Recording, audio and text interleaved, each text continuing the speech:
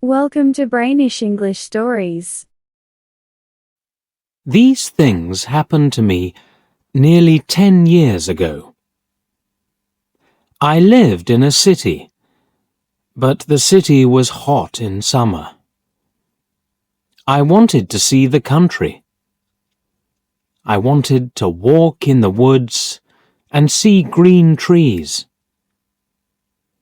I had a little red car, and I had a map too. I drove all night out into the country. I was happy in my car. We had a very good summer that year. The country was very pretty in the early morning. The sun was hot, and the sky was blue. I heard the birds in the trees. And then my car stopped suddenly. What's wrong? I thought. Oh dear, I haven't got any petrol. Now I'll have to walk. I'll have to find a town and buy some petrol. But where am I? I looked at the map. I wasn't near a town. I was lost in the country. And then I saw the girl. She walked down the road with flowers in her hand. She wore a long dress, and her hair was long too. It was long and black, and it shone in the sun. She was very pretty. I wanted to speak to her, so I got out of the car. "Hello," I said. "I'm lost. Where am I?" She looked afraid, so I spoke quietly. "I haven't got any petrol," I said. "Where can I find some?" Her blue eyes looked at me, and she smiled. She's a very pretty girl, I thought. "I do not know," she said. "Come with me to the village. Perhaps we can help you." I went with her happily, and we walked a long way. There isn't a village on the map, I thought. Perhaps it's a very small village. There was a village, and it was old and pretty. The houses were black and white and very small. There were a lot of animals. The girl stopped at a house and smiled at me. "Come in, please," she said. I went in. The house was very clean, but it was strange too. There was a fire and some food above it. I felt hungry then. That's strange, I thought. They cook their food over a wood fire. Perhaps they have no money. I met her father and mother, and I liked them. They were nice people, but their clothes were strange. "Sit down," said the old man. "Are you thirsty after your walk?" He gave me a drink, and I said, "Thank you." But the drink was strange too. It was dark brown and very strong. I didn't understand, but I was happy there. I asked about petrol, but the old man didn't understand. "Petrol?" he asked. "What is that?" This is strange, I thought. Then I asked, "Do you walk everywhere?" The old man smiled. "Oh, no. We use horses," he said. Horses? I thought. Horses are very slow. Why don't they have cars? But I didn't say that to the old man. I felt happy there. I stayed all day, and I ate dinner with them that evening.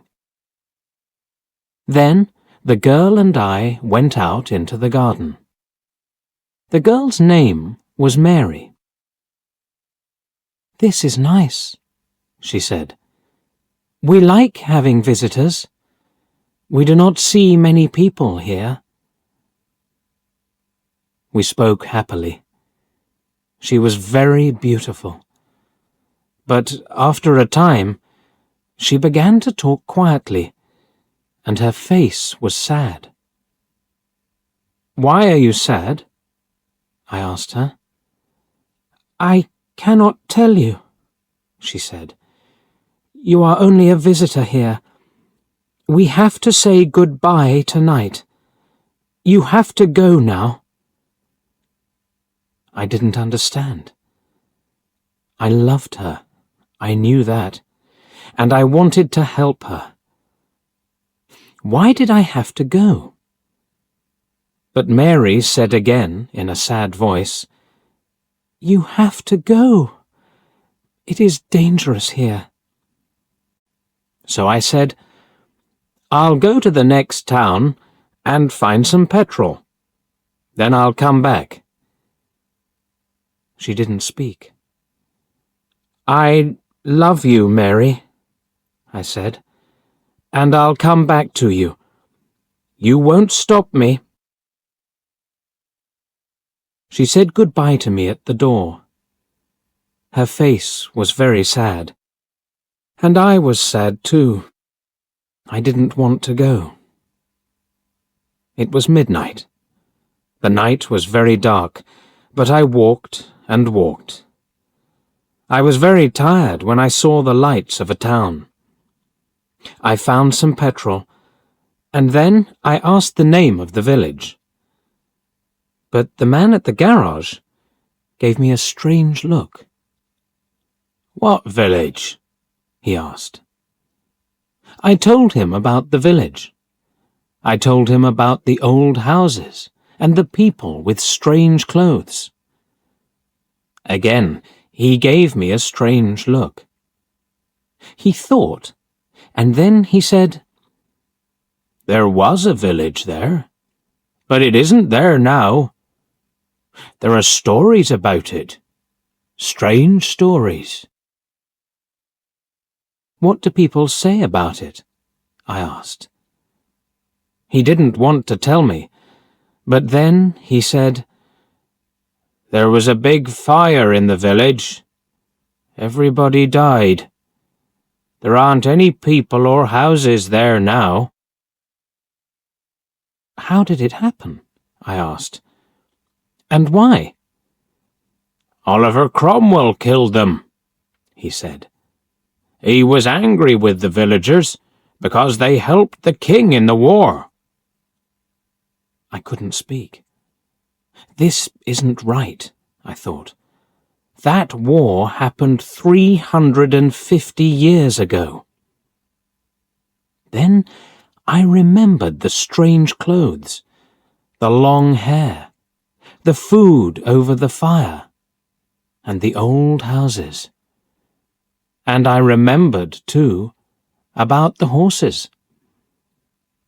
"But I don't understand," I cried.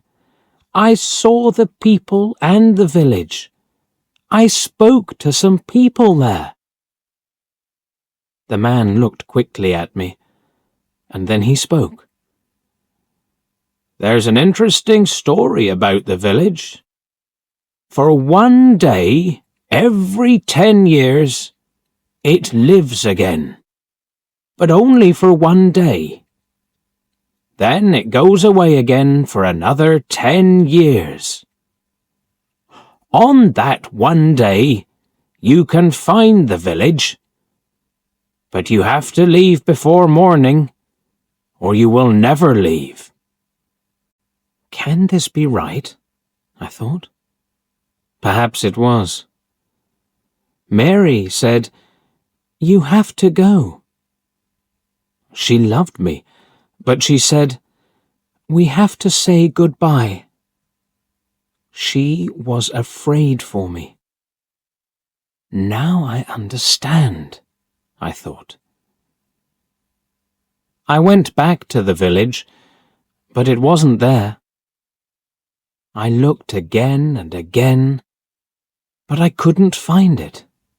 I saw only flowers and trees.